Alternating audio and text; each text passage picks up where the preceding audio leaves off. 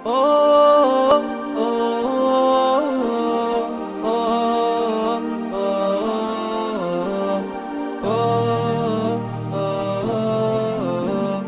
oh, tirara, tirarara, tirara, tirarara, tirara, tirarara.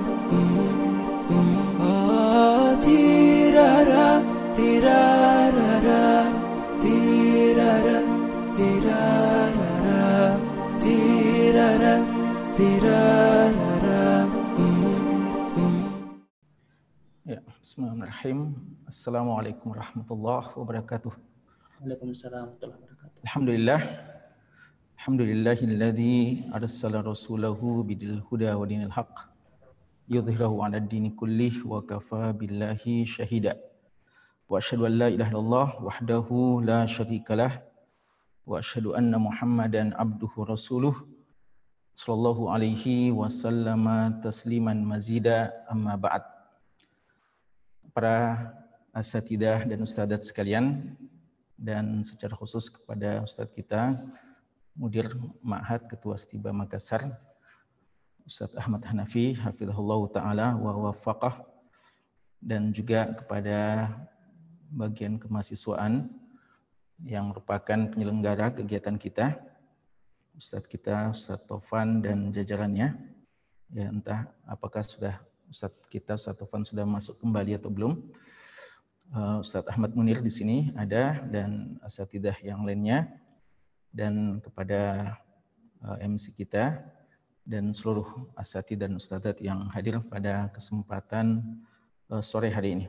Hari ini kita berada di hari Ahad pertengahan Rabiul Awal 1442 Hijriah.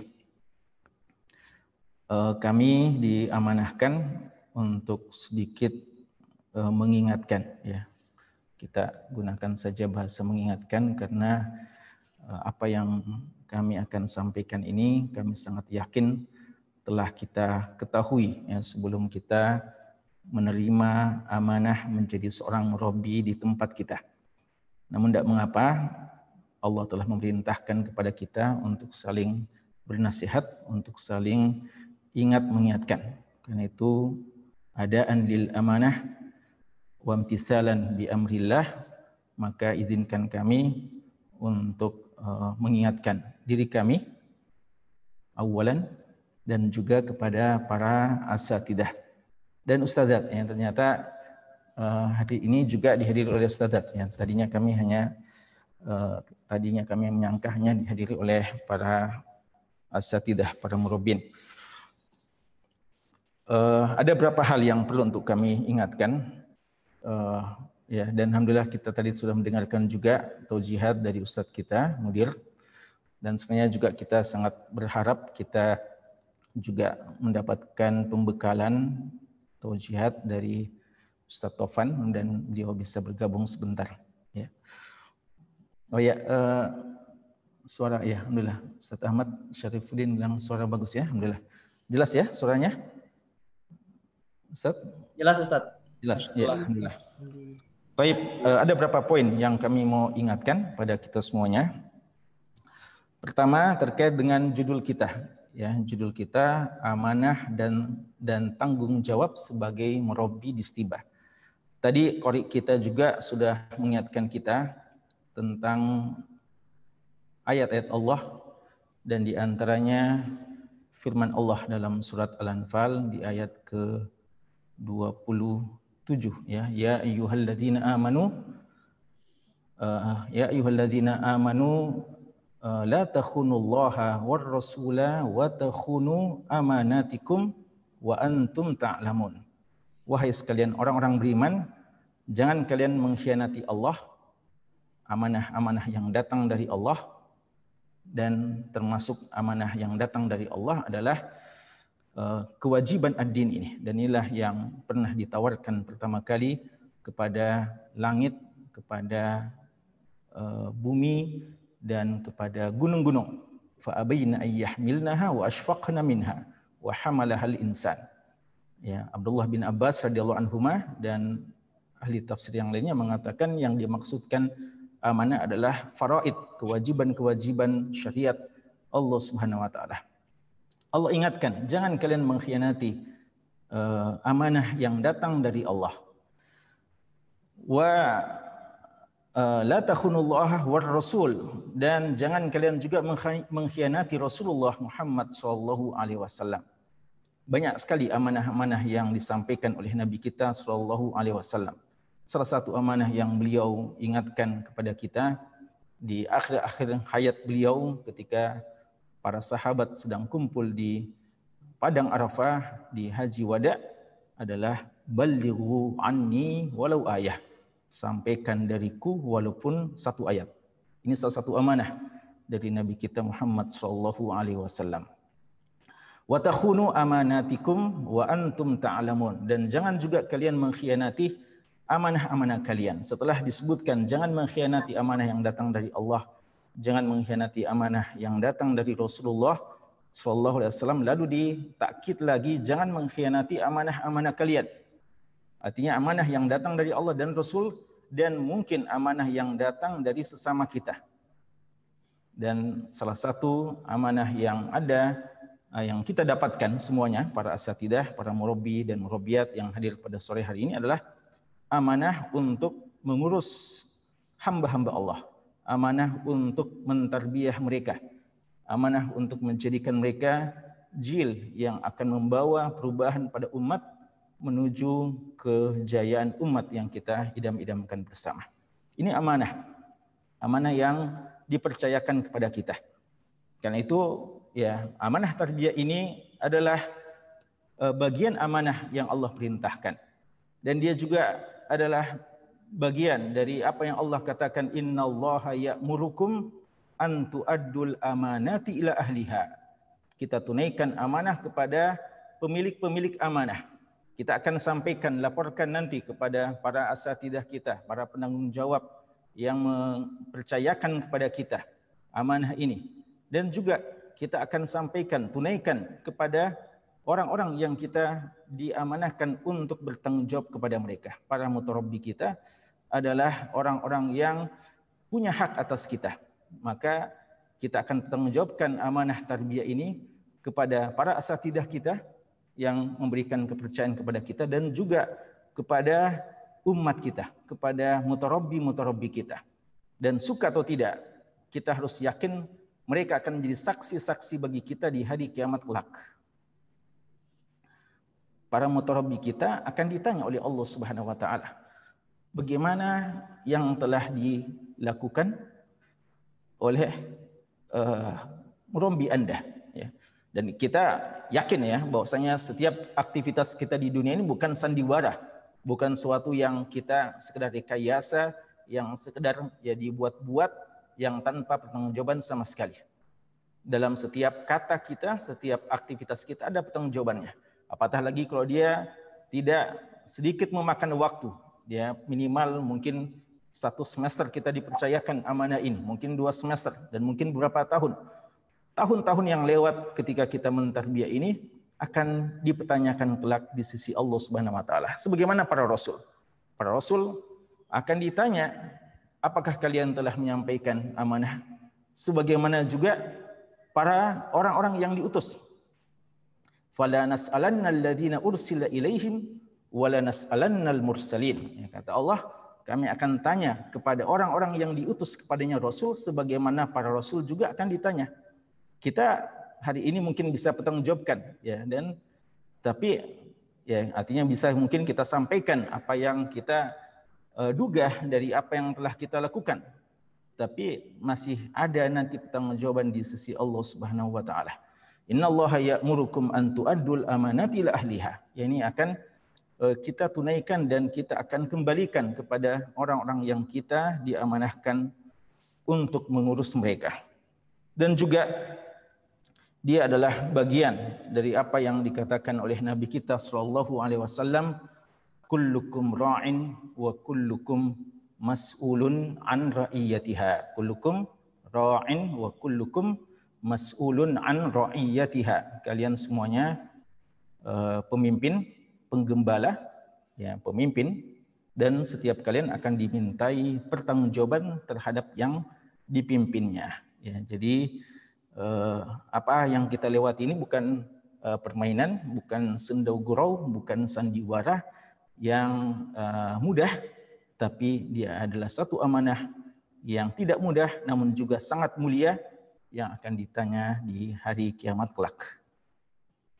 Kemudian hal yang kedua yang kami mau jadikan sebagai pengantar adalah amanah ini di satu sisi taklif, ya, dialah satu pembebanan. Artinya dia satu beban syariat yang harus kita pertanggungjawabkan. Tapi dia sebagaimana kata ulama kita, taklifun wa tashrifun fi nafsil waqt.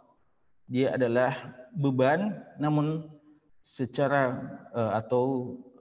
secara bersamaan di waktu yang sama dia juga adalah kemuliaan. Dan ini harus kita hadirkan pada diri-diri kita, bahwa kita setiap murabbi di mana saja, dan tidak mengapa kalau kita mengatakan lebih khusus ketika kita menjadi murabbi di Istibah. Ini adalah satu tasyrif bagi kita. Karena yang kita tarbiyah ini bukan orang awam. Yang kita tarbiyah ini bukan orang-orang yang tidak punya pemahaman agama. Yang kita tarbiyah ini bukan orang yang pulang dan tidak punya tanggung jawab kelak. Tapi yang kita tarbiyah ini adalah seorang yang kita akan titipkan kepadanya tongkat estafet perjuangan yang kita harapkan mereka lebih baik daripada kita, dan merekalah yang mentahqiq, mewujudkan cita-cita besar kita. I'adatu izzil Islam wal muslimin, mengembalikan kejayaan Islam dan kaum muslimin. Mereka adalah harapan umat ke depan. Karena itu syarafan lana jami'an, jadilah kemuliaan bagi kita semuanya ketika kita dipercayakan untuk menjadi murabbi di Istibah. Ya. Kami sering dengar dari sebagian ikhwah, alhamdulillah, ya Ustaz, setelah bertahun-tahun saya menjadi seorang mutarabbi, saya rajin ikut tarbiyah, ya dengan beberapa kali pindah murabbi dan beberapa kali pindah marhalah, akhirnya saya dipercayakan menjadi seorang murabbi. Kadang kami tanya, ya ikhwah tersebut, di mana antum mentarbiyah? Dia mungkin sebut satu tempat yang kita tidak kenali. Dan mungkin kalau ditanya berapa yang ditarbiyah, mungkin dia sebutkan jumlah yang sangat minim. Mungkin cuma 7, 5, bahkan ada cuma 3 mungkin. Tapi dia sudah begitu bangga kebanggaan yang merupakan izzah sebagai seorang da'i dan murabbi. Padahal mungkin juga mereka itu mungkin masih anak-anak SMP, anak-anak yang masih atau mungkin orang-orang awam, tapi dia sudah punya kebanggaan, izzah dan syaraf dalam memikul amanah yang mulia ini. Maka seharusnya kita juga mengistisyar ini semuanya.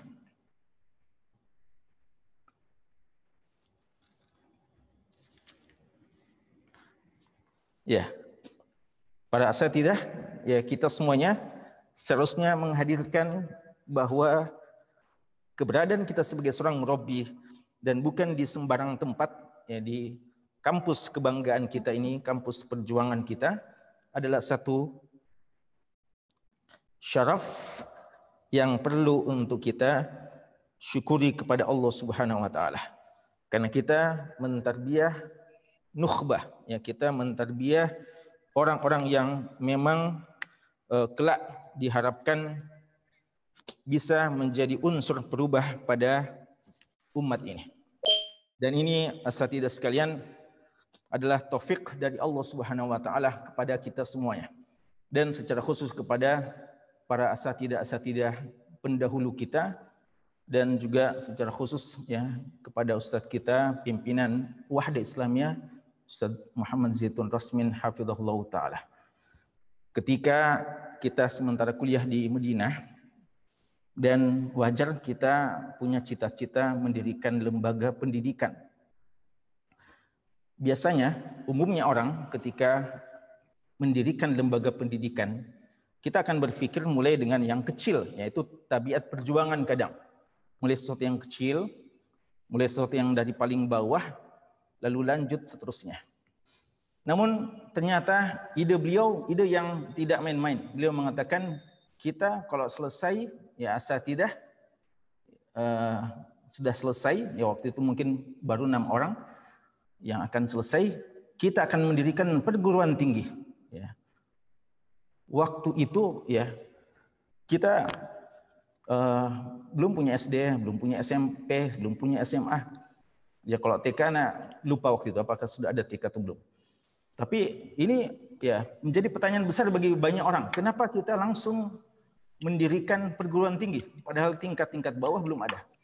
Ya Ustadz kita mengatakan bahwa kita ingin akselerasi dalam percepatan dalam perjuangan dan dakwah ini. Karena kalau kita ya asatidah mulai dari yang kecil ya, mulai dari TK, SD, SMP, maka kita tidak akan mendapatkan kader yang cepat langsung mampu berdakwah. Ya. Waktu yang begitu panjang, TK, SD, SMP, kita tunggu belasan tahun baru nanti ada lahir dai-dai. Namun kalau kita mulai dari tingkat yang tinggi, mereka langsung ya hanya dididik selama 4 tahun, 5 tahun, dan waktu itu awal kali kita dirikan setiba 7 tahun, mereka sudah siap menjadi dai-dai yang mungkin tidak mengapa mereka akan diutus dan mendirikan SMP, SMA, atau SD. Tapi para asatidah disiapkan untuk langsung mengkader calon-calon da'i, bahkan menjadi calon-calon alim ulama mungkin di tempat mereka diutus. Maka ini satu ya ide yang sangat cemerlang dan kita rasakan manfaatnya. Alhamdulillah taufik dari Allah Subhanahu wa taala ini berberkah.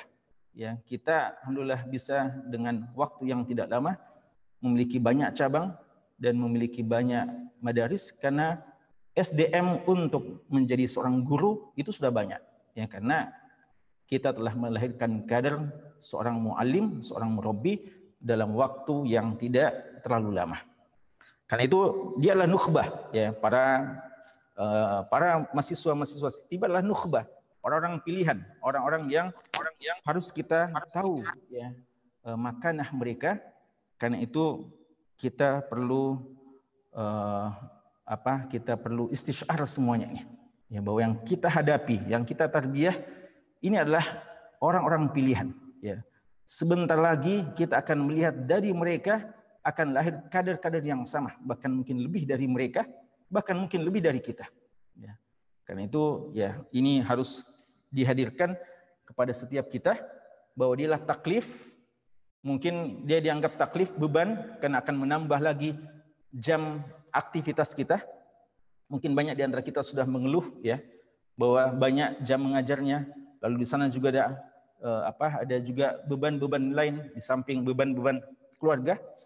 Tapi ingat bahwa taklif yang satu ini dia adalah taklif wa tasyrifun fi nafsil waqt. Dia adalah beban tapi kemuliaan di waktu yang sama.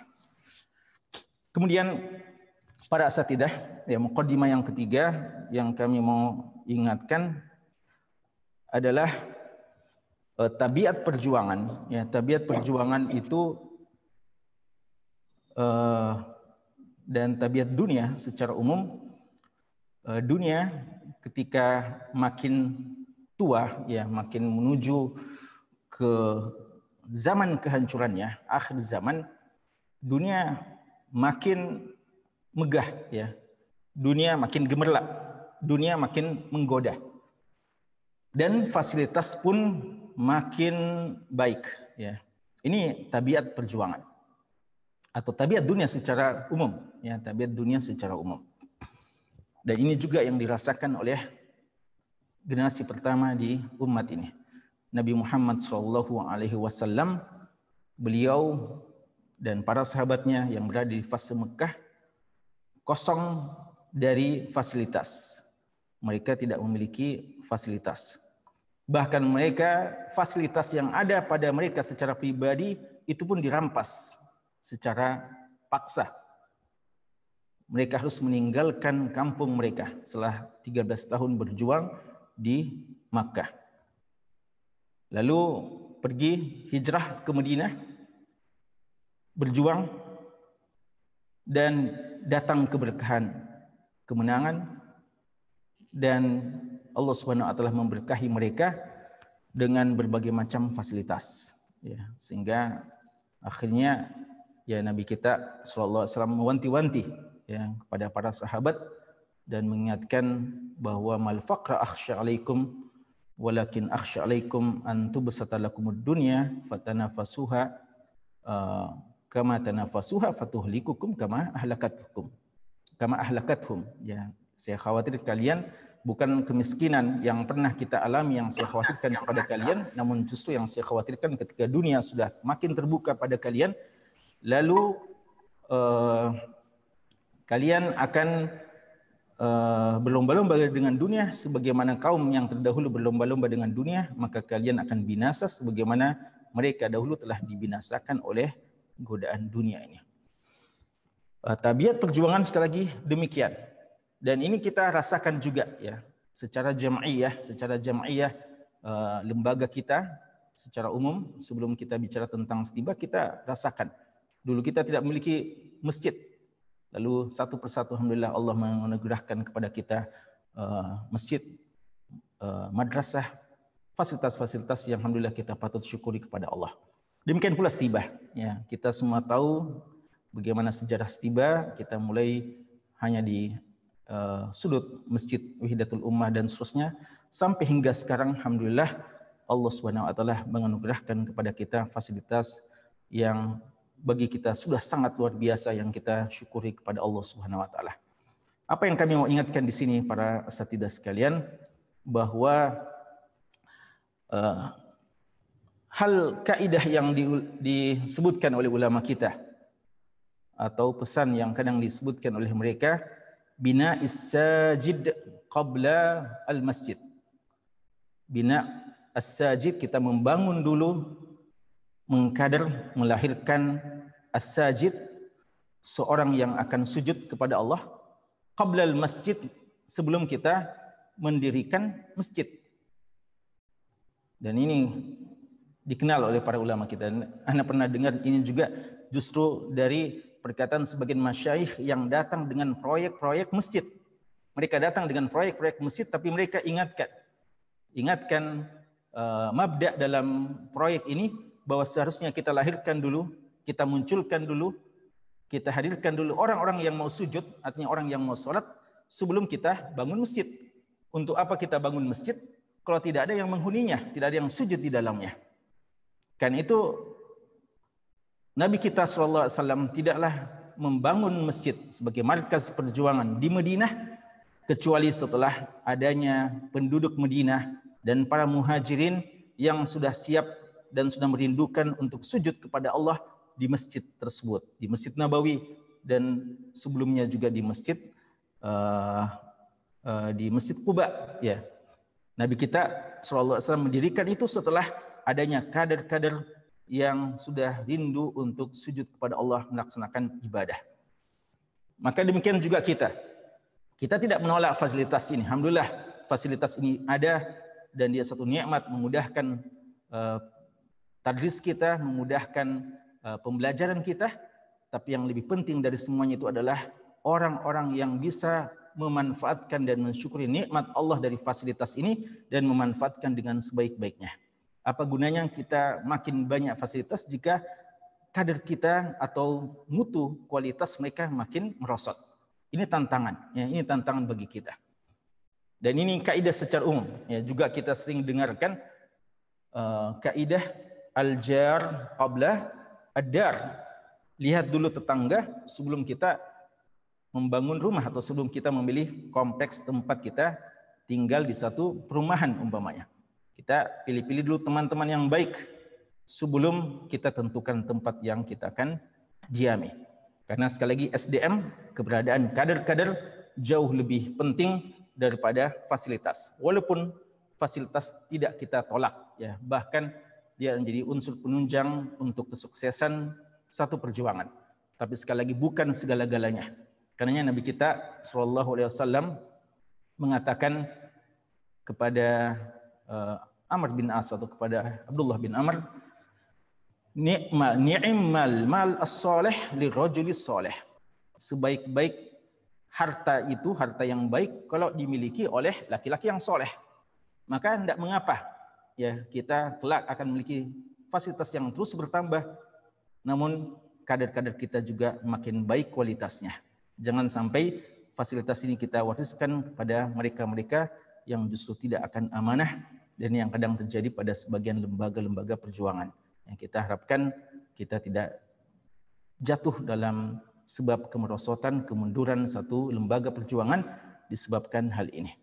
Jadi sudah merupakan sunatullah, kita akan makin banyak memiliki fasilitas, maka jangan sampai laju pertumbuhan kader kita tidak mengiringi laju penambahan fasilitas, apalagi jangan sampai kualitas kader kita akan menurun, lalu mereka yang akan mengisi atau memanfaatkan fasilitas tidak pada jalan-jalan yang tepat. Para asatidzah sekalian, kemudian bagian kedua dari yang kami mau sampaikan, beberapa sifat-sifat murabbi atau beberapa tanggung jawab, ya. Judul kita amanah dan tanggung jawab seorang murabbi. Kami mau sebutkan di bagian akhir pembahasan ini 5 sifat, ya, yang tadi kami sedikit tulis-tulis ya sebelum acara ini. 5 sifat sebagai bentuk tanggung jawab seorang murabbi kepada amanahnya. Ya, kita yang mendapatkan amanah tarbiyah, apa tanggung jawab kita terhadap amanah yang kita dipercayakan ini? Apa sifat yang harus ada pada kita sebagai seorang murabbi? Dan lebih khusus, ya lebih khusus kami bicara di depan antum-antum para murabbi yang mentarbiyah calon ulama, mentarbiyah para duat-duat. Yang pertama, asatidzah sekalian, adalah al-ihtisab wal ajr ala Allah, ya. Mengikhlaskan niat kita kepada Allah, dan kita mengharapkan dari seluruh usaha kita ini hanyalah wajah Allah Subhanahu wa taala dan pahala dari Allah Subhanahu wa taala. Yang tadi Ustadz kita, mudir kita telah menyebutkan bahwa setiba kita tidak bisa menjanjikan apa-apa, tapi kita berhak untuk mengabarkan kabar gembira kepada antum-antum semuanya dengan pahala-pahala yang besar ketika kita bersungguh-sungguh dalam menjalankan amanah ini, dan ketika kita bisa mencetak kader-kader dai, kader-kader alim ulama yang akan memberikan manfaat kepada umat, ya. Ini yang harus kita hadirkan, ihtisab kepada Allah Subhanahu wa taala. Ya, walaupun kita tidak mendapatkan apa-apa dari dunia. Dunia ini sebentar lagi kita akan tinggalkan. Dan tidak ada yang menemani kita di kuburan kecuali amal soleh kita. Begitu Nabi kita sallallahu alaihi wasallam mengabarkan. Maka sebenarnya hajat kita yang paling besar adalah amal soleh. Dan pahala kita terhenti dengan berhentinya juga umur kita. Tapi kan kita tahu yang namanya amal jariyah, amal yang terus bermanfaat walaupun kita sudah dipanggil oleh Allah Subhanahu wa taala. Salah satunya adalah ilmun yuntafa'u bihi, ilmu yang dimanfaatkan. Maka sangat bahagia kita ketika kita sementara istirahat di rumah kita, di waktu yang memang waktu istirahat, dan ternyata di sana masih ada kader-kader kita, masih ada mutarabbi kita, atau yang pernah mendengarkan nasihat kita, yang sedang bekerja untuk agama Allah Subhanahu wa taala, sedang sujud kepada Allah, atau sedang membaca Al-Qur'an, atau sedang memikirkan tentang umat, ya. Kita istirahat tapi pahala terus mengalir. Bahkan mungkin kita istirahat di kuburan kita, tapi terus pahala mengalir pada kita. Inilah ihtisab kita, bahwa kita dalam tarbiyah ini tidak dijanjikan apa-apa. Dan ini tabiat tarbiyah secara umum, ya.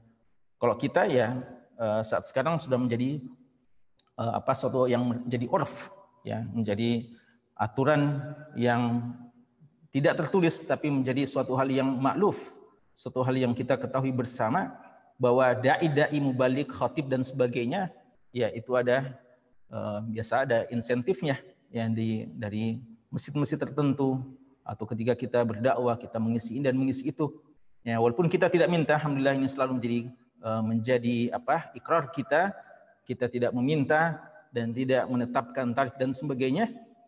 Namun, ya, kadang itu datang kepada kita setelah kita menyelesaikan dakwah kita. Namun tarbiyah, ya, tarbiyah tidak ada yang seperti itu. Ya, tarbiyah tidak ada yang seperti itu. Tidak ada ya seorang pulang tarbiyah diberikan amplop atau ditransfer sesuatu kepadanya. Ini memang tarbiyah ini adalah ujian keikhlasan kepada Allah Subhanahu wa taala. Termasuk di kampus kita. Kalau kita mengajar,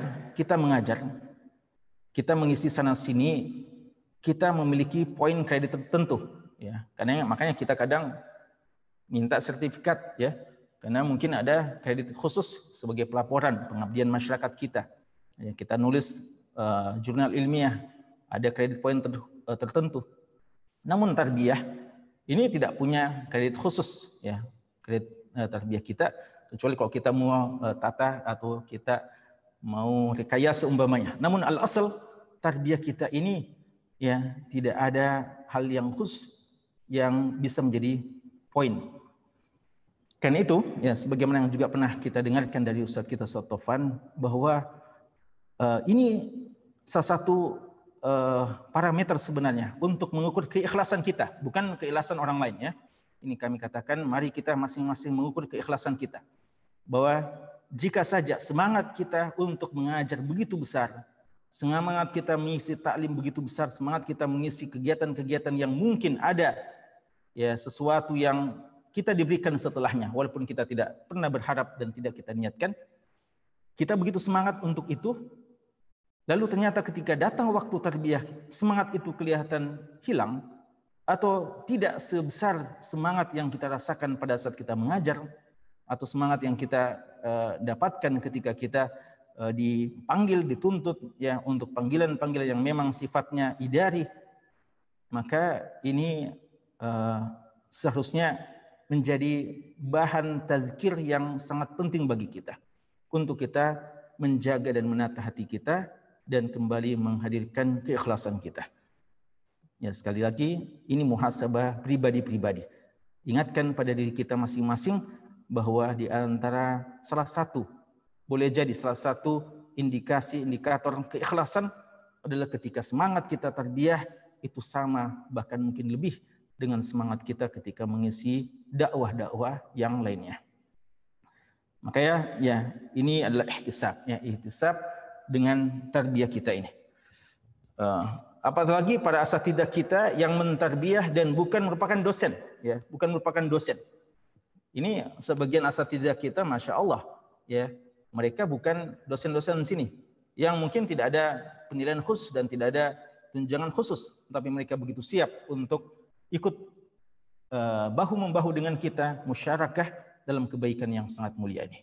Ini satu, ya, hal yang merupakan mubasyirat insyaallah. Hani'an ya lihaula.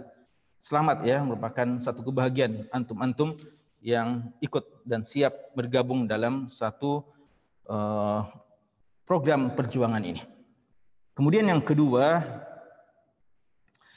asatidzah sekalian, tadi juga mudir kita sudah mengisyaratkan bahwa tujuan tarbiyah kita, ahdaf tarbiyah yang sering diingatkan oleh asatidzah kita, melahirkan, dan ini alhamdulillah kita tuangkan juga dalam visi misi Stiba, ya, dalam misi Stiba, melahirkan kader yang mukmin, muslih, mujahid, muta'awin, dan mutqin, ya. 5M inilah tujuan kita tarbiyah, ya, tujuan kita tarbiyah. Dan alhamdulillah sekali lagi Stiba, ya, memang bukan hanya mau melahirkan sekedar orang alim saja. Dan Ustadz kita juga tadi sudah mengatakan bukan sekedar mau menakal maklumat belaka, tapi juga mau melahirkan orang-orang yang 5M ini. Namun tidak bisa disangkal, ya, tidak bisa disangkal kadang, ya, tarkiz kita dan takkid kita ketika kita mengajar di kelas adalah melahirkan seorang yang bisa lulus di ujiannya. Ujian yang sifatnya akademis, pertanyaan-pertanyaan tentang hal yang ilmiah, dan tidak kita berikan nilai khusus, ya, untuk ketakwaannya kepada Allah, kesolehannya dan sebagainya. Karena itu bukan menjadi variabel penilaian dalam hal ini. Maka asatidzah sekalian, ya, kita katakan bahwa boleh jadi ya untuk mewujudkan visi mewujudkan misi Stiba ini adalah lebih memungkinkan lewat tarbiyah ketimbang lewat pelajaran di kelas. Karena pelajaran di kelas, apalagi dengan keadaan yang seperti saat sekarang ini, ya suka atau tidak maksimal, dan mungkin hanya kita bisa banyak mentransfer hal yang sifatnya nilai-nilai ilmiah, nilai-nilai atau hal yang sifatnya akademik, teori-teori belaka.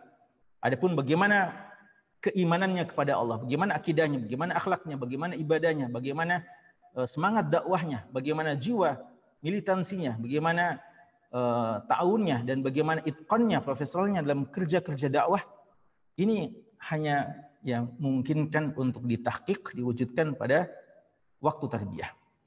Dan ingat asatidzah sekalian bahwa tidak semua dari mahasiswa kita bisa menjadi alim. Walaupun kita sangat menginginkan semua mahasiswa kita bisa menjadi alim, namun kadar kemampuan mereka, daya tangkap mereka tidak sama.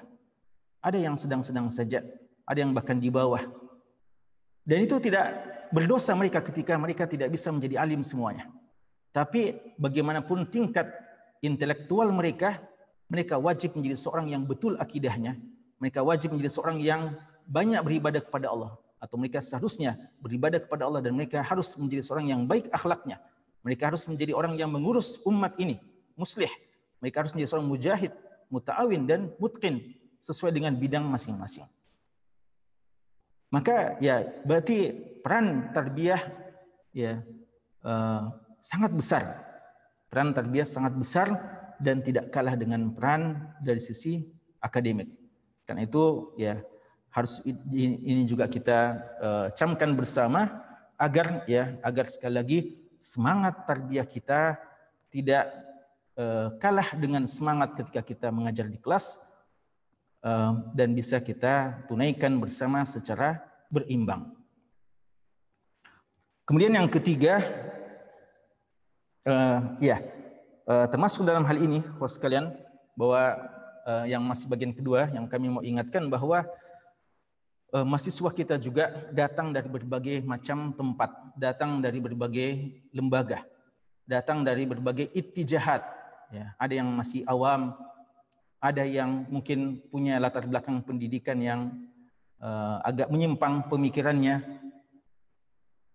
Dan mungkin ada yang datang memang dengan prinsip saya datang ke Stibah untuk sekedar belajar bahasa Arab.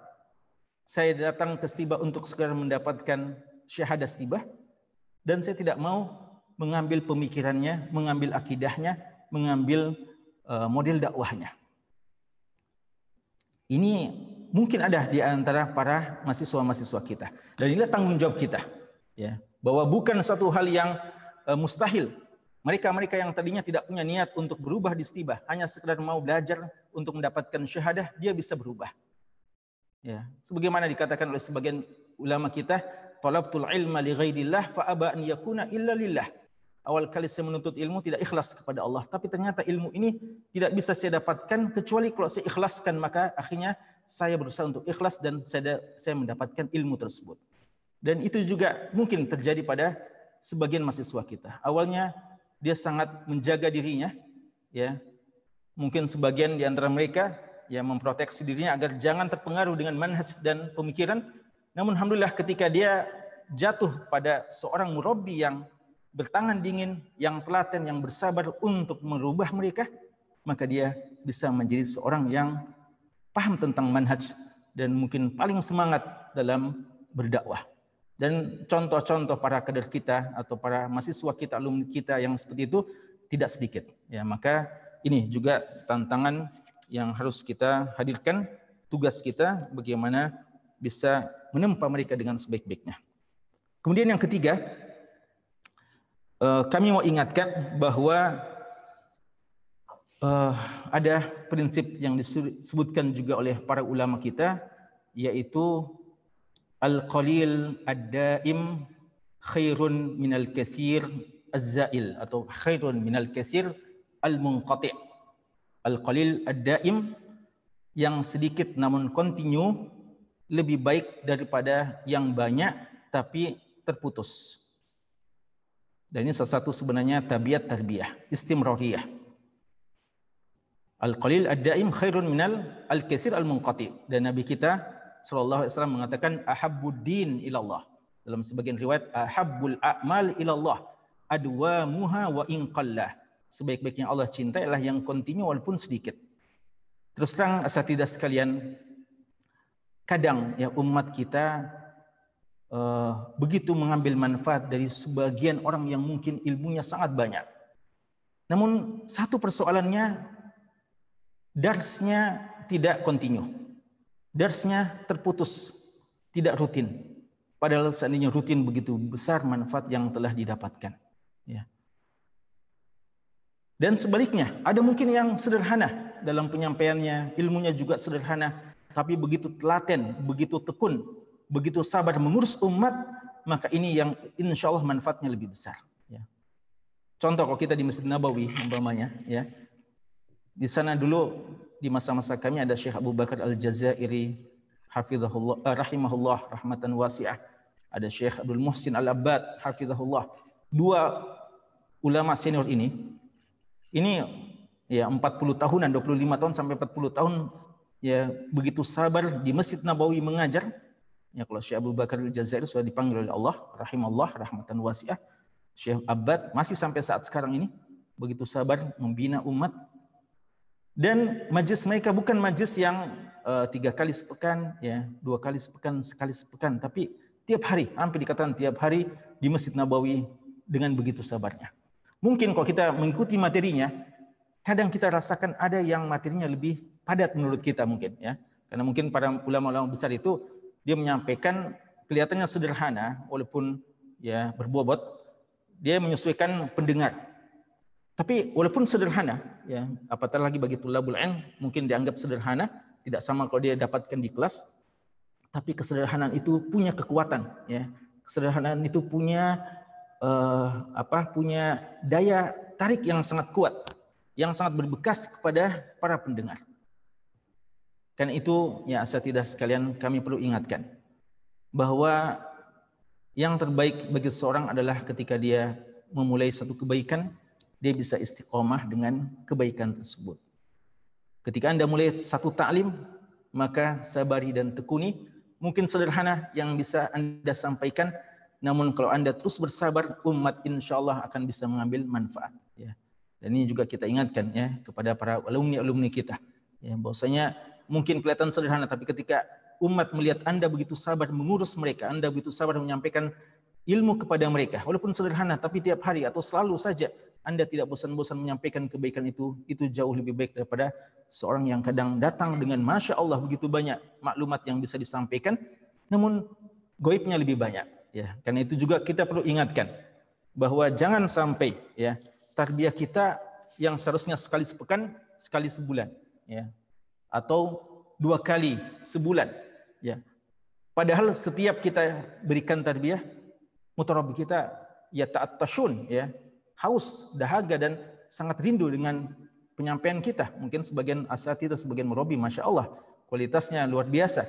Namun kadang disayangkan tidak rutinnya, ya, tidak ya istiqomah, ya, insohat ta'bir, tidak istiqomah dalam kehadirannya, dalam intensitas kehadiran dalam tarbiyah.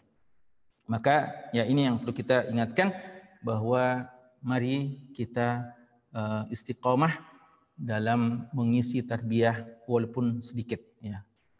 Kemudian juga yang kedua sebelum terakhir yang kami mau sampaikan adalah sebagaimana tabiat tarbiyah dan misi kita melahirkan seorang yang profesional, itqan, mutqin, maka tarbiyah ini juga adalah bagian amal soleh yang seharusnya kita usahakan untuk memberikan yang terbaik. Al-itqan wal al-bazl wal itqan. Al-bazl artinya kontribusi yang juhud, ya, bazlul juhud, kita betul-betul kerahkan seluruh potensi yang kita miliki, dan al-itqan, kita berusaha melakukan yang terbaik, ya, bukan yang asywa'i ya, yang sekedarnya saja ya. Yang penting alhamdulillah selesai Ustaz. Gimana ya? Bagaimana dengan tarbiyah? Alhamdulillah hadir terus. Walaupun ya kadang kadang hanya sekadarnya saja ya, hanya sekadarnya. Ya, seperti waktu kemarin pada saat di rapat akademik ya, ternyata ada di antara kita umpamanya ternyata selama mengajar cuma pakai audio WhatsApp saja ya. Itu saya tidak maksimal. Maka juga itu harus ya kita pikirkan dalam tarbiyah. Jangan cuma sekadarnya saja bahwa alhamdulillah saya sudah kirimkan suara saya audio untuk para mutarabbi dan sudah dianggap tarbiyah. Mari jalani aturan-aturan tarbiyah kita. Ya, masing-masing punya aturan. Mari kita perhatikan rambu-rambu tarbiyah yang diinginkan dan usahakan kita menetapi mengikuti aturan dan rambu tarbiyah kita dengan sebaik-baiknya. Itulah yang dinamakan mutqin dan itulah orang-orang yang betul-betul melakukan yang terbaik pada tarbiyah kita. Dan asatidzah sekalian, satu kebahagiaan ya ketika ada seorang yang seperti kita isyaratkan tadi, seorang yang tadinya memiliki afkar yang rusak atau nyeleneh, pemikiran nyeleneh, namun akhirnya kita bisa melahirkan dia, ya umpamanya dakhala al-ma'had mu'tazilan, ya, atau i'tizalian, ya, atau ta'assar bi syai' min afkar al-haddamah, punya pengaruh-pengaruh manhaj pemikiran yang keliru. Summa kharaja masya Allah sunnian salafian, ya, menjadi seorang yang betul-betul ikut ahlus sunnah dan ikut dengan mewarisi model-model yang para salafus soleh. Ini satu kebahagiaan dan ini di antara penentunya setelah taufik dari Allah Subhanahu wa taala tentunya adalah peran murabbi, ya, peran murabbi. Maka itu sangat tergantung dengan sejauh mana perhatian itqan kita dalam mentarbiyah. Yang paling terakhir, hal yang merupakan tanggung jawab yang harus ada pada murabbi, ya saya sebutkan saja secara cepat. Waktu yang diberikan sampai jam 5:05 ya. Ini penutup ya. Asatidzah sekalian, di antara keunikan, kekhasan tarbiyah dibandingkan pelajaran di kelas adalah ihtimam. Ihtimam kepada mutarabbi, ihtimam kepada mutarabbi. Maka ya tentu saja seorang murabbi harus tahu mutarabbinya, ya. Harus perhatian dan tahu mutarabbinya. Jangan kita cuek-cuek saja, ya. Wa inni la ta'ajjab, ya, wa inni la ta'ajjab, ya. Sungguh kadang kami agak heran juga, ya. Walaupun kita prasangka baik, bosnya mungkin sudah ada komunikasi sebelumnya. Kadang kami lihat ya di laporan sebagian absen tarbiyah yang dikirim oleh sebagian murabbi, ada kadang kehadiran dan ketidakhadiran tanpa informasi 50-50 ya. 50-50 dalam makna betul 50-50 ya, 50-50 ya. Bahkan kadang mungkin lebih banyak yang tidak hadir dibandingkan yang hadir. Dalam kondisi tertentu wajar ya, artinya mungkin ada saja torik sesuatu hal yang insidental sifatnya. Tapi kalau itu hampir tiap pekan, maka perlu ditanya apakah ketika terjadi yang seperti itu sang murabbi punya perhatian untuk menghubungi ya sang mutarabbi, kenapa Ki? Ya, apa alasan tak tidak hadir? Ada mungkin masalah tak yang saya bisa bantu dan seterusnya. Ini di antara tanggung jawab tarbiyah kita ya. Jangan kita tidak peduli ya dengan keadaan-keadaan mereka. Karena kita mau lebih dari itu. Ya, kita ingin mengetahui maharat, bakat, kemampuan. Kita mau mengetahui akhlak. Kita mau mengetahui kelebihan-kelebihan dan sekaligus kekurangan para mutarabbi kita. Dan hanya dengan inilah kita bisa mengelola kader-kader kita. Kenapa Nabi kita Muhammad SAW sangat berhasil? Karena perhatian beliau dalam memanfaatkan potensi para sahabat yang variatif, ya. Dan tidak harus seorang murabbi yang berhasil menjadikan mutarabbinya semua persis sama dengan dia. Mutarabbi tidak harus persis dengan Anda sebagai seorang murabbi. Nabi kita Muhammad SAW betul bisa melahirkan seorang Abu Bakar radhiyallahu anhu yang modelnya, sifatnya sangat mirip dengan Nabi kita SAW. Tapi Nabi kita bisa juga melahirkan seorang seperti Umar bin Khattab yang sangat tegas, yang tidak ada basa-basinya. Yang Nabi kita juga sangat menghargai beliau, ya. Makanya beliau ketika melihat Umar bin Khattab di surga, lalu dia lihat rumahnya Umar bin Khattab, lalu ternyata ada wanita di sana, Nabi kita tidak mau mendekat karena beliau ketika Umar mengatakan, "Kenapa ya Rasulullah?" Rasulullah mengatakan, "Saya tahu girahmu wahai Umar." Ini seorang murabbi tahu betul bagaimana sifat dari mutarabbinya. Beliau sangat tahu bagaimana Utsman bin Affan. Ini juga model yang lain lagi. Seorang Utsman bin Affan yang paling pemalu, sampai malaikat pun malu kepada beliau. Beliau biarkan, tidak harus sama dengan beliau, tidak harus sama dengan Umar, tidak harus sama dengan Abu Bakar.